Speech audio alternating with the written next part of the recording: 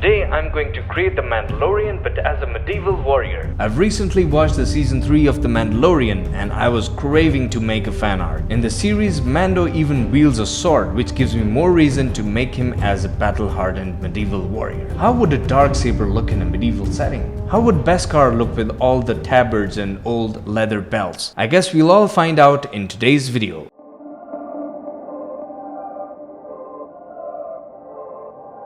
So the first thing that I wanted to do is to create a 3D character in DAZ 3D. This will help me visualize the overall character and then pose him later on. I already have a library of 3D assets that I can mix and match with this character. I really like the armor that I found mainly because it has a mix of metal and brown leather pieces. That's a combination that we even see on the Mandalorian in the series. Awesome! The clothing needed some fitting, so I adjusted everything according to the figure. The shoulder armor from the previous set was a bit too much with all those spikes coming out. We needed something a bit less distracting, so I found another set of shoulder armor which was a lot better and it went with the overall theme that we're trying to build here. It looks so good in the render as well. Next we need a cape, and I found a rugged cape, but it didn't quite fit with this armor. Plus, it doesn't wrap around the character's neck at the front. I searched a lot but couldn't find anything similar. But then, thank God, I found this great 3D model of the Mandalorian and I had to purchase it for this video because it was just so good.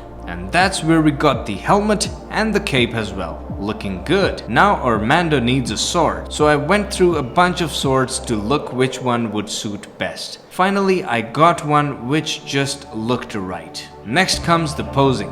I tried a bunch of poses to see which ones looked good. And then I also tried different render settings to see which lighting scenario was working best. I rendered out a bunch of versions with all the different angles, different lighting scenarios and different poses. And now we shall decide which one we should take forward and make it into an epic fan art. I like this one in particular. It has a pretty interesting angle and a dynamic pose, but I'll surely have to think about what I need to create in the background. Before we go into that, the Mandalorian is here to talk about our sponsors, Envato Elements. You have a bounty on your head, artist, because you have been seen stealing pictures from the internet. You should always use royalty-free stock photos from Envato Elements in order to avoid any copyright issues. Envato Elements has a library of over 50 million digital assets that you can use for your art. You need a beautiful sky for your landscape?